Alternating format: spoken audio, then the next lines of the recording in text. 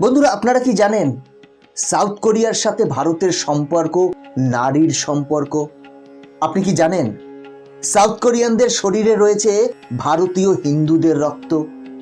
আপনি জানলে অবাক হবেন, সাউথ কোরিয়ার অধিকাংশ মানুষ নিজেদেরকে ভারতীয় সুরিরত্নার বংশধর মনে করেন এবং প্রভু শ্রীরামের জন্মভূমি অযোধ্যা নগরীকে নিজেদের বাপের বাড়ি মনে করেন।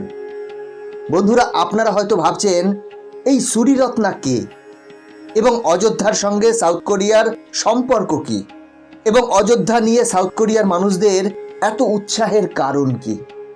বন্ধুরা, সমস্তটা জানতে পারবেন আজকের এই ভিডিওতে, তাই ভিডিওটা খুব মনোযোগ সহকারে শেষ পর্যন্ত দেখুন, কারণ এই ভিডিও থেকে আপনারা অনেক কিছু জানতে পারবেন। তাহলে চলুন শুরু করা যাক। বন্ধুরা, সাউথ কোরিয়া এমন একটি দেশ যা তাদের কালচার ও তাদের ড্রামার জন্য প্রসিদ্ধ। এমনকি সাউথ কোরিয়ার সংস্কৃতি, তাদের পুজো পাঠ পদ্ধতি ভারতীয়দের থেকে সম্পূর্ণ আলাদা, কিন্তু তা সত্ত্বেও এখানকার সংস্কৃতিতে সনাতন ধর্মের পরম্পরার ঝলক দেখতে পাওয়া যায়।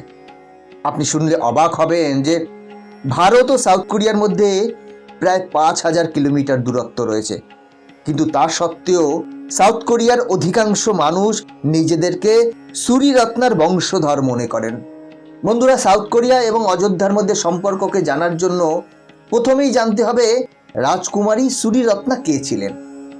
আসলে কাহিনীটি শুরু হয় 48 BC সময় থেকে, যখন অযোধ্যায় এক রাজকুমারী থাকতেন যার নাম ছিল সুরিরত্না। সুরিরত্নার পিতার নাম ছিল পদ্মা সেন এবং মাতা ছিলেন ইন্দুমতি। পদ্মা সেনের সাম্রাজ্য ছিল কৌশল সাম্রাজ্য। ওই সময় কৌশল সাম্রাজ্য আজকের সময় উত্তরপ্রদেশ থেকে ওড়িশা পর্যন্ত বিস্তৃত ছিল। একদিন পদ্মা সেন স্বপ্নে দেখেন যে তার মেয়ের বিবাহ কোরিয়ার তৎকালীন রাজা কিম সুরোর সঙ্গে হচ্ছে। নিজের এই স্বপ্নকে বাস্তবায়িত করার জন্য পদ্মা সেন তার মেয়ে সুরিরত্নাকে সমুদ্র পথে কোরিয়া পাঠিয়ে দিলেন। 2 মাসের সমুদ্র যাত্রার পর রাজকুমারী সুরিরত্না কোরিয়ার কিমহাই শহরে পৌঁছন। যে সময় সুরিরত্না অযোধ্যা থেকে কোরিয়ার সমুদ্র যাত্রায় বেরিয়েছিলেন, ওই সময় কোরিয়ার রাজা কিং সুরোকে বিবাহ দেওয়ার জন্য চাপ দেওয়া হচ্ছিল তার পরিবারের তরফ থেকে। তার রাজসভায় সবাই তাকে কোরিয়ারই কোনো এক সুন্দরী মেয়েকে বিবাহ করার জন্য পরামর্শ দিচ্ছিলেন, কিন্তু কিং সুরোর কথা ছিল, আমার বিয়ে স্বর্গ থেকেই ঠিক করা হবে। এরপর তিনি তার সাথীদের আদেশ দিলেন যে তারা ঘোড়া ও কিছু নৌকো নিয়ে তাদের সাম্রাজ্যের দক্ষিণে এক আইসল্যান্ডের দিকে যেতে। কিং সুরোর থেকে আদেশ পেয়ে তার সাথী এবং প্রজারা তাই করলেন। সেখানে পৌঁছে তারা দেখলেন একটি জাহাজ তাদের দিকেই আসছে। এই জাহাজে ছিল রাজকুমারী সুরিরত্না। এরপর কিং সুরোর প্রজারা তাদের দিকে জাহাজকে আসতে দেখে তৎক্ষণাৎ সেই খবর রাজাকে দিলেন। এরপর কিং সুরো তাদের আরও কয়েকজন আধিকারিককে সেখানে পাঠিয়ে দিলেন এবং তাদেরকে প্রাসাদে নিয়ে আসার আদেশ দিলেন।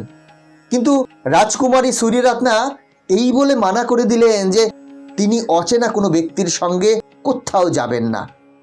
বলা হয় তারপর রাজা সেখানেই তাদেরকে থাকার জন্য টেন্ট বানানোর আদেশ দেন। টেন্ট তৈরি হবার পর রাজকুমারী সুরিরত্না সেখানেই থাকতে শুরু করেন। বলা হয় রাজকুমারীর সঙ্গে যারা এসেছিলেন তাদের সঙ্গে প্রচুর সোনাদানা এবং দামি জিনিসপত্র ছিল, যেগুলি তারা উপহার দেওয়ার জন্য এনেছিলেন। রাজকুমারী সেই টেন্টে পৌঁছানোর পর রাজাও সেখানে চলে আসেন এবং তার সঙ্গে কথা বলেন। রাজকুমারী সুরিরত্না এরপর কথায় কথায় রাজা সুরোকে তার স্বপ্নের কথা বললেন। এটা শুনে রাজা সুরো চমকে গেলেন এবং রাজা বললেন, এমন একই ঘটনা তো তার সঙ্গেও ঘটেছে। আপনি যে আসবেন তা আমি আগে থেকেই অনুভব করেছিলাম।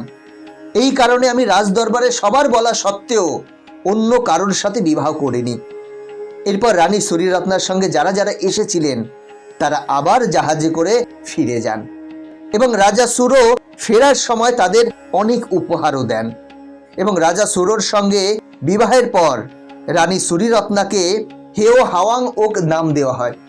এর বেশ কিছু বছর পর সুরিরত্না যখন মা হলেন, তখন সুরিরত্না কিম সোরকে বললেন যে তার যে দুটি সন্তান রয়েছে তিনি তাদেরকে তার সারনেম দিতে চান। বলা হয় মহারানী সুরিরত্না ও কিম সোরোর মোট 12 জন সন্তান ছিল।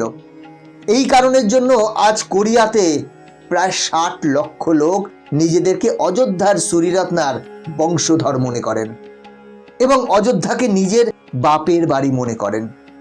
আরেকটা চমকে দেওয়ার মতো তথ্য আপনাদের বলি, যেখানে বিবিসির একটি রিপোর্ট অনুযায়ী দক্ষিণ কোরিয়ার পূর্ব রাষ্ট্রপতি কিং দেই জং এবং পূর্ব প্রধানমন্ত্রী পাক সিড হাই এবং জং পিলো রানী সুরিরত্নারই বংশধর ছিলেন। এই বংশের মানুষেরা আজও বিশেষ পাথরকে সংরক্ষণ করে আসছেন, যেটিকে নিয়ে বলা হয় যখন সুরিরত্না কোরিয়াতে এসেছিলেন তখন নিজের জাহাজের ভারসাম্য রাখতে তিনি এই পাথরগুলিকে ব্যবহার করেছিলেন। রানী সুরিরত্নার এই সম্পূর্ণ কাহিনী কোরিয়ান গ্রন্থ সাময়ুক ইউসাতে পাওয়া যায়। আজ কোরিয়াতে রানী সুরিরত্নার একটি স্ট্যাচু রয়েছে। স্ট্যাচুর সামনে একটি শিলালেখনও আছে। কোরিয়ান মানুষ মনে করেন রানী এটিকে অযোধ্যা থেকে কোরিয়াতে নিয়ে এসেছিলেন। বন্ধুরা, সাউথ কোরিয়া এবং ভারতের এই কানেকশন বহু প্রাচীন কাল থেকেই ছিল।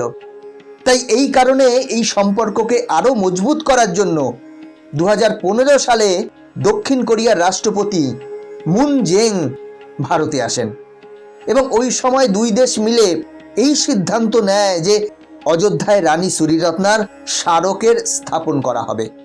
তখন উত্তরপ্রদেশের মুখ্যমন্ত্রী যোগী আদিত্যনাথজি রানী সুরিরত্নার স্মারক স্থাপন করেন এবং 2 বছরের মধ্যে 2018 সালে সেই স্মারকের উদ্ঘাটনও করেন। এরপর 2019 সালে রানী সুরিরত্নার নামে 25 এবং 5 টাকার ডাক টিকিটও জারি করেন।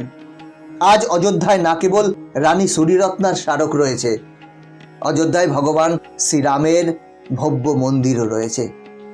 আপনারা জানলে অবাক হবেন, এই রাম মন্দির উদ্বোধনের সময় না কেবল ভারতেই দীপাবলি পালন করা হয়েছে, সাউথ কোরিয়াতেও ঘরে ঘরে দীপাবলি পালন করা হয়েছে এবং রাম মন্দির উদ্বোধনের সমস্ত অনুষ্ঠান তারা অনলাইনে দেখেছেন।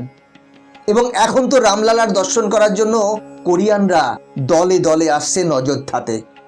বন্ধুরা, আপনাদের মধ্যে অনেকেই হয়তো সাউথ কোরিয়ার সাথে ভারতের এই সম্পর্ক, এই ঘটনাটি প্রথমবার শুনেছেন, কিন্তু এটি সাউথ কোরিয়ার একটি গুরুত্বপূর্ণ ইতিহাস। বন্ধুরা, আজকের ভিডিও এখানেই শেষ করছি। ভিডিওটা কেমন লাগলো কমেন্ট করে জানাবেন।